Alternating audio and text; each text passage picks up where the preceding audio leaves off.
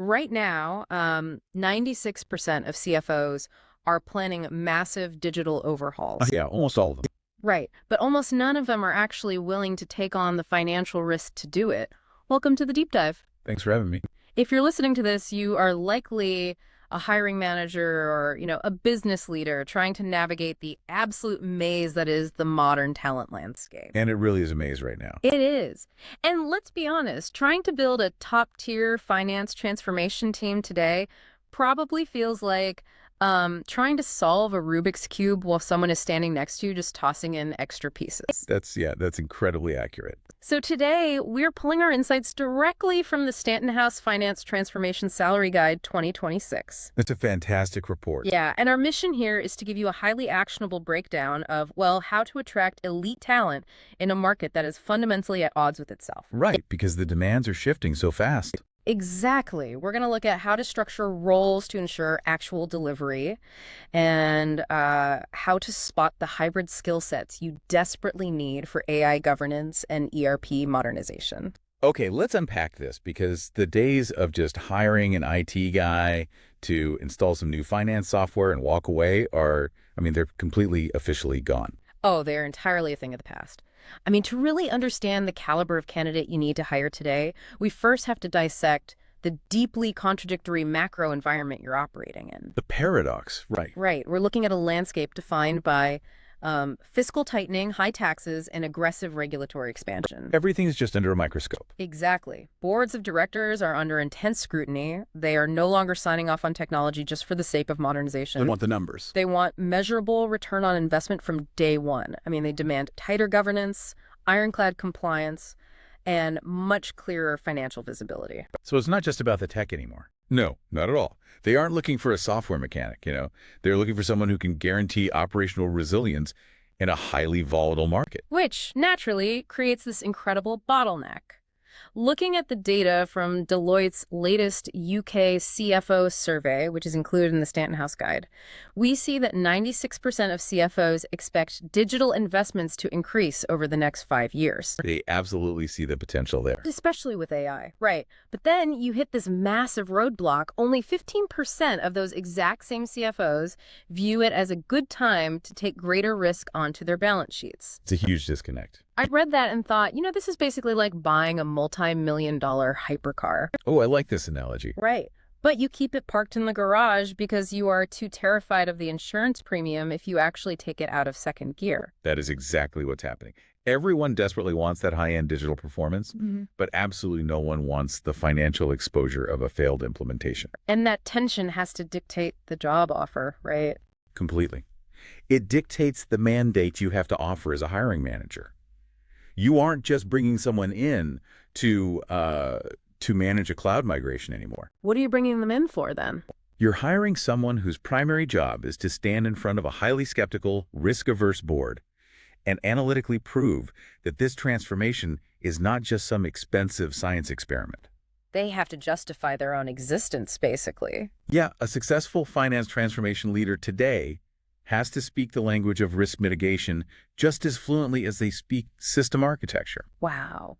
If they can't build credibility with those board-level stakeholders by, demonstrating strict financial control and a clear path to ROI, the project's dead in the water. the project gets stalled before it even begins. And what's fascinating is how the candidates are reacting to that exact boardroom hesitation. I mean, the talent is reading the room, right? Well, they see it happening. Yeah, and they were acting just as cautious as the companies trying to hire them. The guide shows extremely high retention rates across the board. And a massive surge in counteroffers, too. Right. If you are a top-tier candidate sitting comfortably in a role right now, you simply are not going to jump ship to a new organization unless you are handed a crystal-clear mandate. Backed by strong, credible leadership. Exactly. Unless, of course, you look at the private equity sector. Yes, the PE space is a totally different animal. The data points out that PE-backed businesses are the most aggressive and active hirers right now. Why is that? Well, the private equity playbook operates on an entirely different structural foundation. A standard corporation might view a finance transformation as a 3 to 5 year journey. Right, lots of cultural alignment, slow-phased rollout. Yeah, exactly. But private equity operates on strictly defined investment horizons.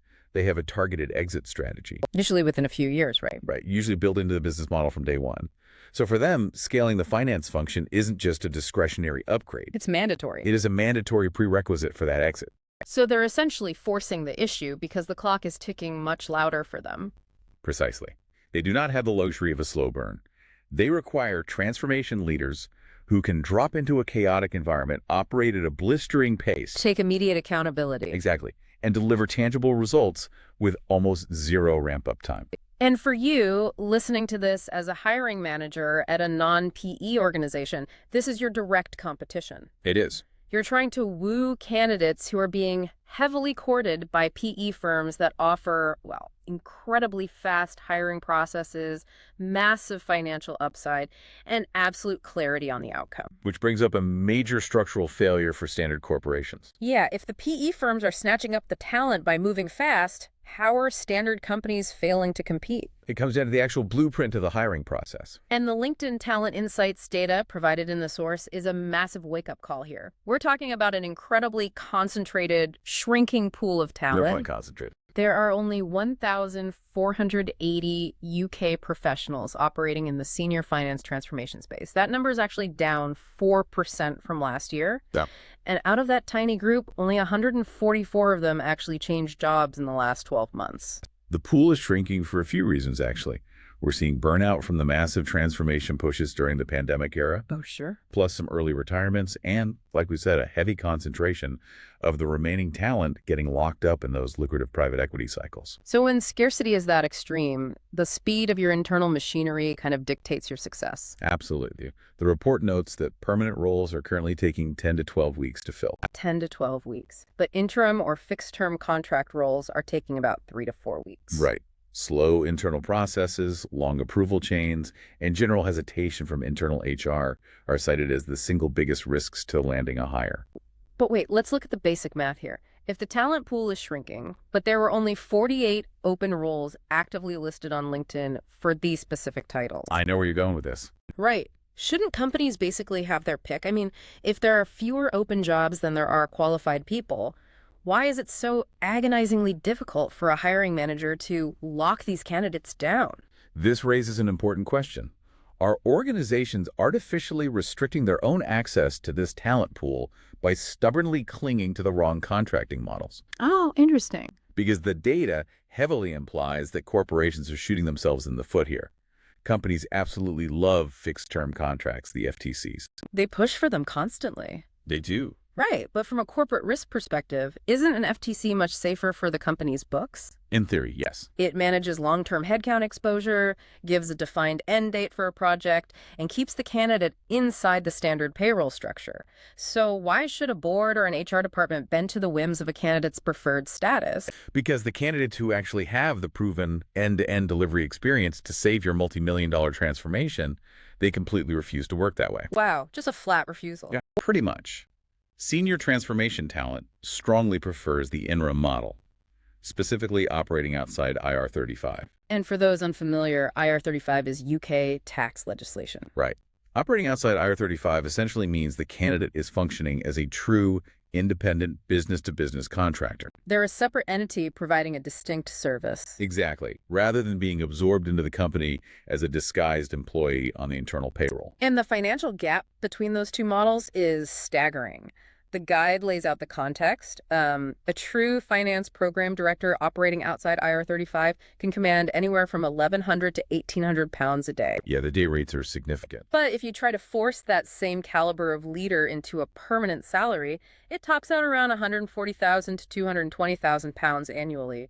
That is a completely different financial equation for the candidate. It is, and it's also a totally different psychological approach to the work. How so? Well, these senior leaders view themselves as elite problem solvers. They come in, they untangle a massive operational disaster, build a new system, and then they leave to find the next fire. They don't want to stick around for the daily maintenance. Exactly. So when an HR department refuses to use the interim model and insists on an FTC or a perm hire for a specific finite transformation push, they are instantly cutting themselves off from the top tier of that 1,480 person pool. right, you have to align your contract models to the candidate's reality. If you don't, you're going to spend 12 weeks interviewing mediocre candidates while your PE competitors snatch up the actual experts in 3 weeks. Okay, so let's say you win that battle. You get your HR department to approve the interim model outside IR35, and you are ready to move fast. Good luck with HR, but yes. Right. Now you have to know exactly what profile you are hunting for so you don't waste that hard-earned agility. Crucial point. The Stanton House Guide refers to the ideal candidate as a hybrid translator. I love that term. Yeah, the old world where you had a finance subject matter expert on one side of the room and like a technical IT specialist on the other, that's dead. Completely did. You need a single leader who bridges deep finance process knowledge, the intricate mechanics of procure to pay, order to cash, record to report with serious technical fluency. And that technical fluency is absolutely no longer optional. It used to be just a bonus, right? Right. Data literacy used to be treated as a bonus skill, or it was just completely outsourced to a separate data analytics department. Not anymore. Today, data literacy is a non-negotiable embedded component of the finance transformation role. A modern leader has to understand how the underlying data architecture directly impacts financial forecasting, internal controls, and management reporting. They have to design the processes knowing exactly how the data will flow through the pipes. Precisely. And they need deep expertise in specific platforms because there is a massive ticking clock driving a huge portion of this hiring market right now. The SAP deadline. Yes. The guide specifically flags the 2027 switch off of legacy SAP ECC6 support. And I mean, for anyone outside the IT bubble, this is a massive deal. It's TikTok. SAP is officially ending mainstream maintenance for its older, widely used ERP system. This hard deadline is forcing thousands of companies into a corner, driving an absolute surge in demand for SAP S/4HANA transitions. And we are seeing similar massive demand for expertise in NetSuite, Workday Financials, and Dynamics 365. Right? That 2027 deadline is critical because losing vendor support isn't just an inconvenience, it is a profound security and compliance risk. You can't run a global finance function on unsupported software. You really can't. So companies are rushing to migrate. But in that rush, they fall into a trap. Here's where it gets really interesting. The guide issues a massive warning about something called the lift and shift. Oh, the lift and shift. It is the absolute enemy of true transformation. Explain that for us. It happens when an organization takes their legacy, highly inefficient manual processes and replicates them exactly as they are in a brand new cloud environment. So they don't actually fix anything. No, they don't take the time to redesign the workflow. They don't eliminate the redundant approvals or the manual spreadsheet workarounds. They simply change the underlying software hosting the mess. I see this constantly described as taking the messy old apartment and moving it to a new penthouse. But that doesn't really capture the operational damage. No, it's worse than that. I think it's more like taking the sputtering, gas-guzzling engine out of a 1990s sedan and dropping it directly into the chassis of a brand new $1 million electric vehicle. Yes. I mean, it doesn't matter how sleek the new dashboard looks, right? Or how expensive the car is. The core mechanism driving it is still burning gas, leaking oil, and slowing you down. That is a much more accurate representation of the mechanism at play here. By lifting and shifting, you haven't transformed anything. You've just digitized your bottlenecks. Exactly. If you move bad data architecture into a faster cloud system, you just generate bad financial decisions at a faster speed. Which is terrifying. It is. And this is why hiring for process optimization is so critical. You are not hiring a project manager to just install a platform. You need someone who pushes back. You need a transformation leader who has the authority, the grit, and the insight to aggressively challenge inherited processes. They need to look at a workflow that the company has used for 10 years and say, no, this is inefficient. We are rebuilding this before we write a single line of code in the new system. Which requires an incredibly tricky balance. They need the high-level strategic vision to talk to the board about ROI, but they also have to be willing to roll up their sleeves. Get into the weeds. Yeah, get into the granular, hands-on delivery details of how an invoice is actually routed. And finding someone who can navigate both the boardroom and the engine room is what makes that hybrid translator profile so rare and so incredibly valuable. Which naturally leads us to the ultimate stress test of this hybrid profile. And without a doubt, the biggest curveball in the 2026 talent market, artificial intelligence. Of course. We have moved way past the phase of just installing an AI chatbot to look innovative on an earnings call, right? It is now entirely about how you govern the machine. Governance is everything now. And the Stanton House AI Leadership Survey, included in our source material, highlights a staggering gap between corporate ambition and operational reality. Get this, 60% of the leaders surveyed say AI is a top-tier board priority. Naturally.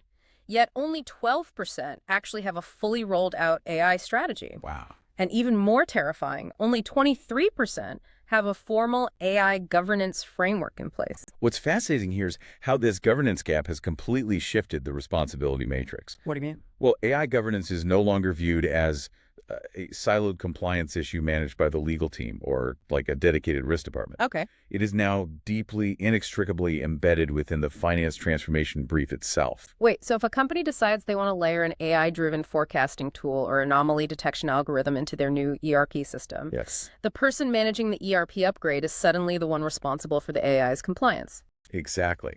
That transformation leader is suddenly on the hook for ensuring that the AI aligns with the company's internal control environments. That's a huge burden. It is. They have to make sure it meets strict audit expectations and adheres to expanding regulatory frameworks. They literally have to prove that the AI's decision-making process is transparent and financially sound. It's wild to think about the pressure this puts on a new hire. You are bringing someone in to untangle a messy SAP migration, but because the internal skills at the company are so lacking, I mean, the survey literally points out that 40% of organizations admit their teams need significant upskilling. Yeah, the skills just aren't there internally. Right, and 29% cite a lack of internal skills as their primary blocker. So you're essentially asking this incoming leader to build the regulatory guardrails while they're driving the car at 100 miles an hour. And that is a recipe for disaster if they aren't given the right authority. We are seeing companies desperately trying to layer shiny AI initiatives onto ERP upgrades long before their foundational data is even clean or organized. Which goes right back to the lift and shift problem. Exactly. If your base data is a mess and you plug an AI into it, you aren't getting predictive analytics. You are just getting algorithmic hallucinations based on bad bookkeeping. Precisely. The AI will confidently give you entirely incorrect financial forecasts because it's learning from broken manual workarounds. That's a nightmare. It really is. Like, This is why the hybrid profile is completely non-negotiable today. Think about the alternative. okay. If you hire someone who only understands the bleeding-edge technology, they will happily implement the AI without understanding the necessary financial controls. Exposing the whole company to massive audit risks. Exactly.